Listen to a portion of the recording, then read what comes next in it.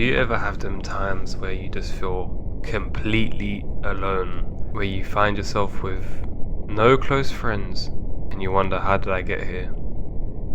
And it might have been days, months, maybe even years since you really had someone to truly connect with. Or maybe you're someone who might be surrounded by a lot of people, but inside you still feel kind of alone. You feel like slightly different. And that kind of feeling of, I guess, loneliness can affect you in so many different ways. From your emotions, your mental health, and even to the point where your physical health can decline as a result of that. So we're going to break it down a little bit in terms of how to reconnect with the world, even if it feels impossible right now, and to make you realize that there are people who are more kind of wired and geared towards your personality, as well as the idea that you don't always have to be lonely.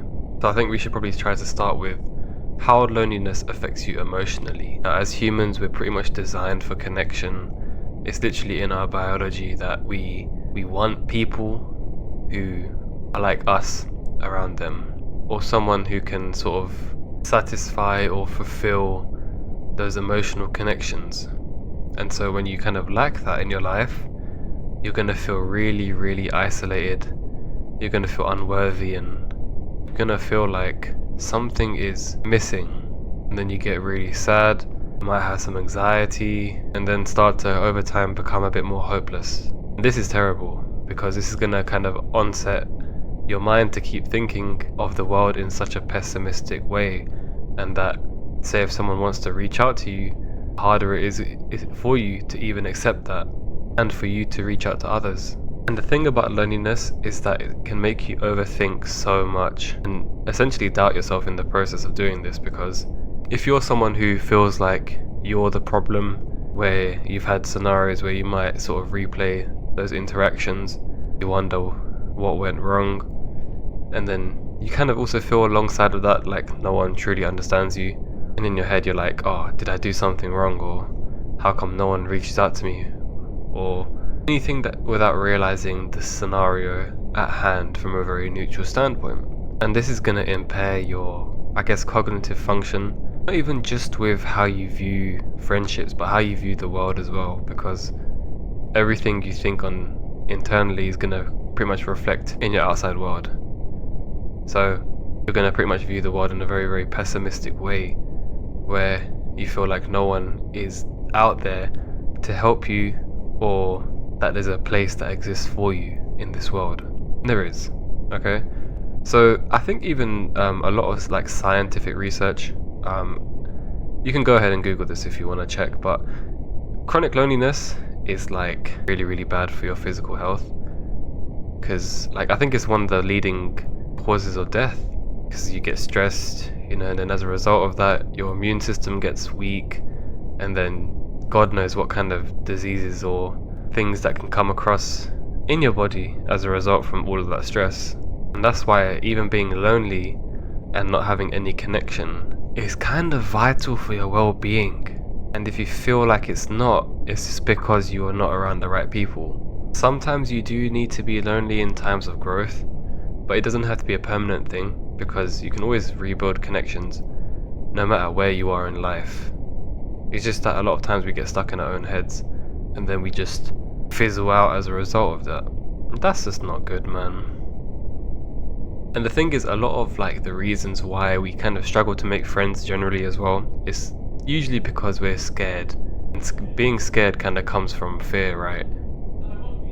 Like the fear of being judged, scared of being ignored, or even scared of rejection. A lot of people don't really put themselves out there because they're scared of being rejected. But it's like, how do you know that? You'll never know that unless you try.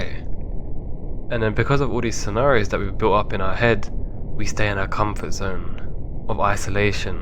If anything, that's not really a comfort zone now, is it? It's just more so living with your own fears and doubts and things that make you scared. That's not a comfort zone. The comfort zone is to push yourself out of it and to really get yourself in a growth kind of mindset where you can really make the most out of life once you overcome the mental limitations. And I get it, because when you get older, it's a lot harder to meet new people.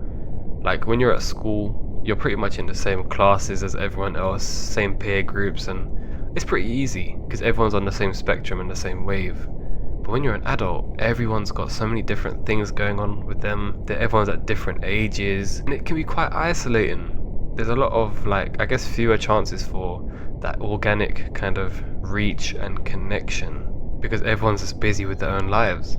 And as a result of that, as people get older, they think it's too late to make friends because everyone has their own social bubble or social circle. That's not true. Friendship doesn't have an expiry date. It's not something you can just... that just goes away. It's never too late to connect, man.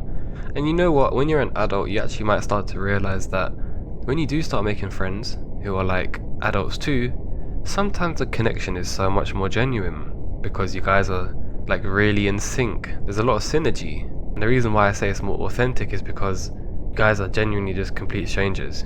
There's no sort of rules or like closed off school where you have to kind of talk to each other. It's just because you want to. And that's pretty cool to me, man. And I think that's quite exciting. And you can always find these kind of people anywhere around the world, online or whatever goes right up your alley. If it's a hobby, maybe find people through that. I know in cities they have like events and stuff like that you could always go to. Or again, if you're watching this video, you probably like gaming, so you can find some gamer buddies, you know. Just get yourself out there, yeah? Start small. Because it doesn't have to be something where you have to have 1 million friends. Like 1 or 2 is perfectly fine. 1 person is perfectly fine. It's gotta be overwhelming. And it's alright because not everyone out there is out to, you know, make you feel bad and things like that. You know, real connections, they come from vulnerability. If you're more genuine with people that you meet and you show your true self, you're more likely to actually meet someone who's going to be the same. Otherwise, if you're going to kind of have this mask on your face and you start to kind of fake this persona to people, they're going to probably do the same somehow. And you're not going to be satisfied because your real self ain't going to like that. That's just your, I guess, persona who likes that person. Alright, so remember, friendships aren't built overnight. It's always through, I guess, effort, reaching out, actually putting in intention to actually care for those people. And over time, you just have something more meaningful, something that you can actually say that you're not lonely anymore, that you're actually comfortable talking to people, and that the world is not an evil place. Alright, so ponder over that as much as you want. If you're struggling with loneliness, just remember this. You're not really broken. You're not alone. Okay? It takes time for friendships, but a lot of great things in life take time. And it's worth the effort because not even just all of the benefits, but just generally your quality of life is just going to improve so much more. Like, I don't think people understand we're living the human experience. And that experience is also sharing and cultivating joy with one another. Okay? So remember to treat the world with that joy, and at some point it will give it back to you. Peace and blessings be to you all, and showtime.